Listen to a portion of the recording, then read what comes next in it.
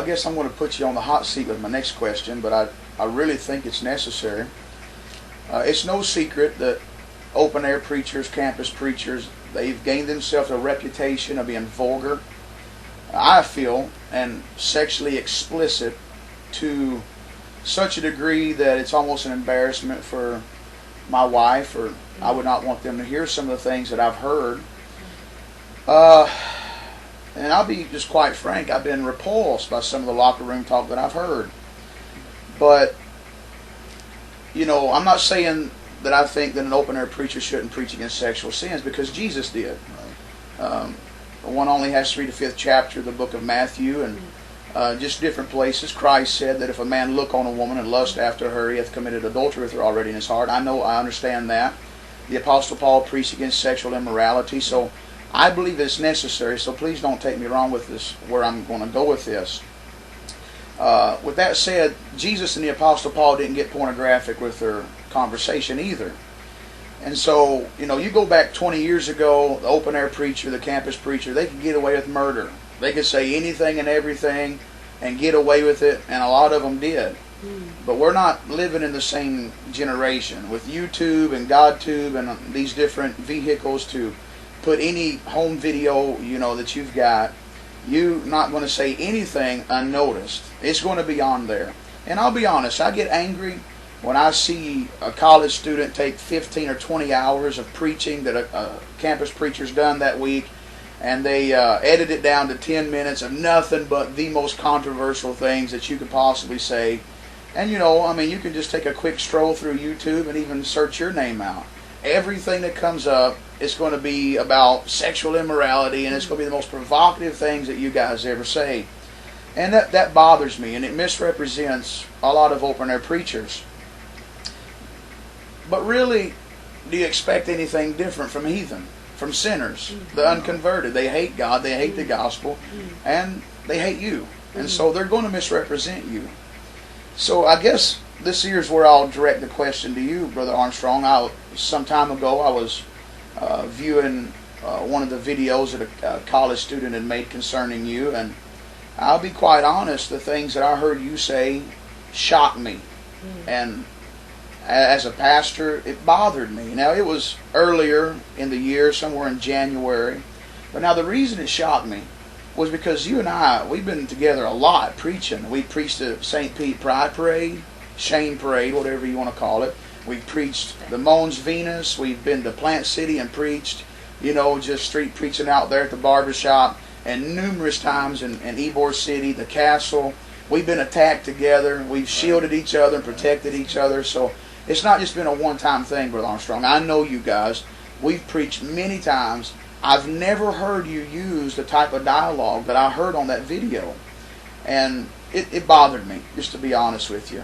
But then when I've spent as much time with you as I have, and I've not heard these sort of things, I mean, yes, you've preached against sexual immorality, and those sort of issues, and I have no problem with that. I think in this sex-soaked, you know, society we live in, you've got to preach against sexual sins. But I guess what I'm saying is, it appears to me that there's been a change in perhaps your dialogue. I mean, you still preach against sexual sins, of course, but I haven't heard you use that explicit dialogue as you were on those videos. And so my question is, have you changed your dialogue? And if so, tell us why you felt it was necessary to use that explicit of dialogue in the past, and what influenced you to change that dialogue and to not say certain things anymore. Okay. Well, first off, I have not always used the best judgment in every situation. You know, you're out there 5 hours a day. People are trying to tangle you in your talk. They're trying to back you in a corner and get you to say. Now, so, you know, I've made mistakes. You know, I've said things that I wish I hadn't have said. You know, I've done things I wish I hadn't have done. We all have. Little things. Now, when I started out, I had seen other campus preachers, open-air preachers, do things like that. And they seem to have the hand of God on them. They were right about most things, and so I just followed their example. Now that was never a staple of my It was never an emphasis or anything. It wasn't something that I would make it a main point or just use it as a subject to preach on all the time or whatever. Right. But with the society, it sure appears that way with the YouTube, and the way they are. So. With the society that we live in, and all this confusion over gender, transgender, homosexuals, and sexual acts and stuff like this. The subject of sex and stuff like that would come up, and they'd back you in a corner and then push you to the wall, and then I would say things that I wish I hadn't have said, that I thought at the time was witty and and acceptable because of your influences. And I had seen other campus preachers do it. Okay. And so I figured, but and not only with that, but there's been a lot of things that I've opened my eyes that you got to be real careful about following everything that other people do. Yeah.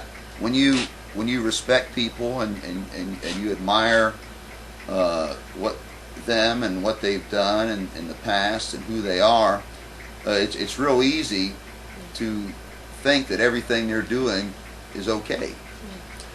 Now, so it never was an emphasis or anything like that. As I went on and on and on, I began to see that a lot of that was totally unnecessary and detrimental. I never needed it anyways. I just did it because I saw other people do it. Right. Well, I appreciate your honesty on that.